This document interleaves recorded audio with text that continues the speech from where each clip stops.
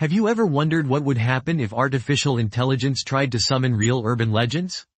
Not just make up new stories, but actually piece together the darkest, most chilling tales whispered in shadowed corners of our world, and then dared someone to explore them, alone, at the witching hour. Tonight, on Scary Moo, I'm going to take you into the belly of terror itself.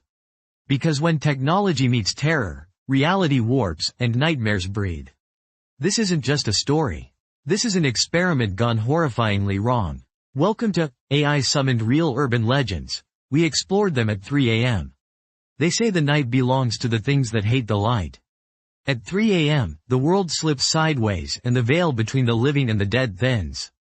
But what if that veil could be torn by something artificial, something that doesn't understand fear, but can create it? That's exactly what happened when I asked an AI to gather the scariest urban legends ever told by real people, and then, using its inhuman logic, stitch them together into a single nightmare. The result? A map of terror, leading me to 3 places where the legends became real. The rules were simple. Follow the AI's instructions and document everything. Alone, with nothing but my wits and the knowledge that I was walking into stories that should never have been brought to life. The first legend the AI summoned was one I'd heard in whispers growing up, but I'd never believed it could be true.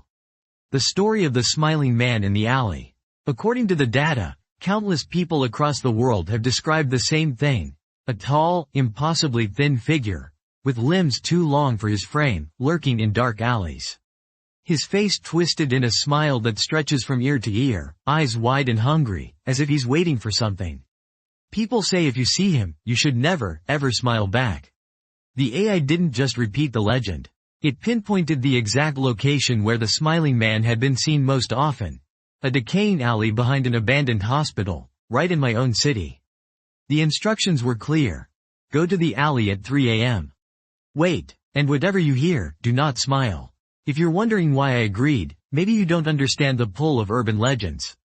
They're the collective nightmares of 1,000 minds, stitched together across generations.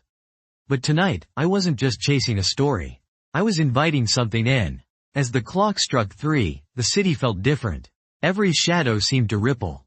The alley was colder than the rest of the street, the air thick with the scent of rotten secrets. My footsteps echoed, but the sound died quickly, as if the darkness was swallowing it whole. I waited. Minutes passed. Then, I heard it, the scraping of shoes on broken glass, slow and deliberate. I wanted to run, but the rules were clear. Stand your ground. Out of the darkness, he emerged. The smiling man. His grin was a wound across his face, lips stretched far beyond what's humanly possible. He didn't blink. He didn't speak. He just stared, smile frozen, head tilted, as if daring me to react. My heart hammered. I could feel a primal urge to grin back, as if the air itself was whispering for me to do it. But I remembered the rule. Never smile. For what felt like hours, he watched. And then, as quickly as he appeared, he melted back into the shadows. The silence was suffocating. I left, shaking with relief, but the legend had proven itself real. The AI had found something that shouldn't exist. But that was only the beginning. The second legend was even older and much more dangerous.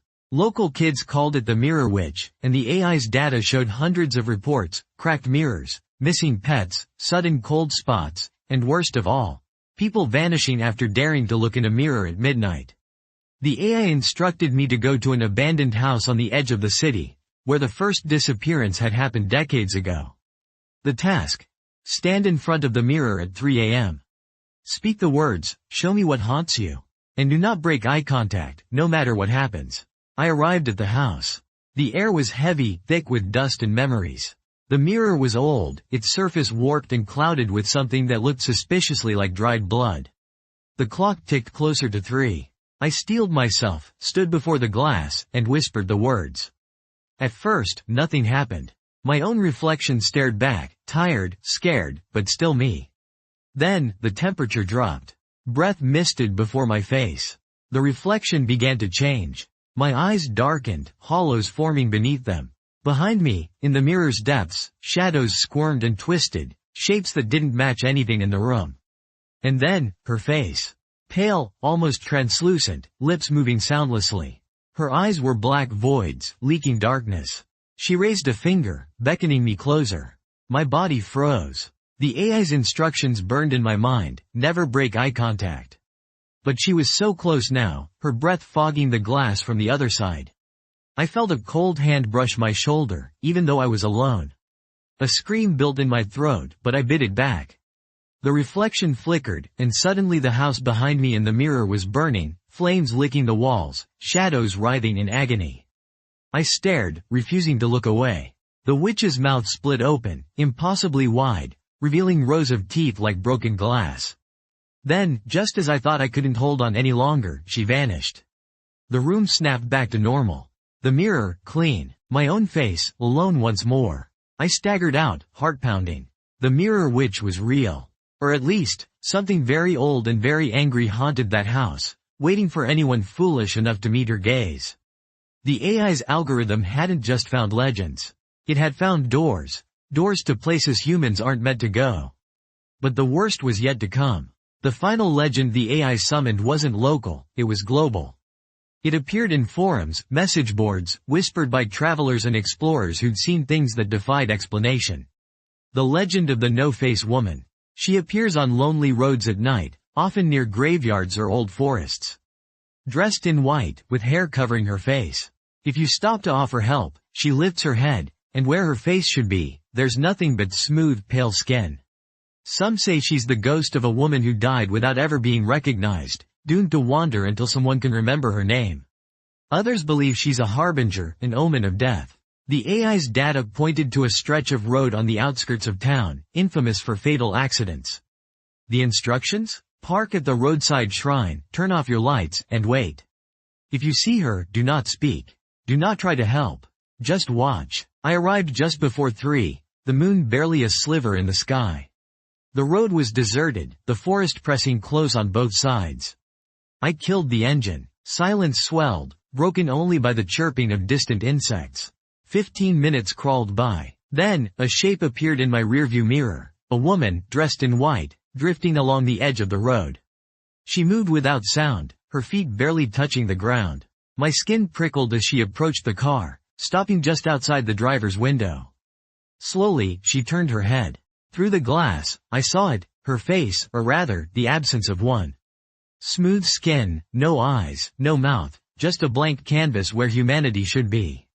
Every instinct screamed at me to run, to drive away, but I remembered the AI's rule. Don't speak, don't move, just watch. She lingered for what felt like eternity, head cocked as if listening for something. Then, without warning, she vanished into the night, leaving behind a cold, suffocating dread.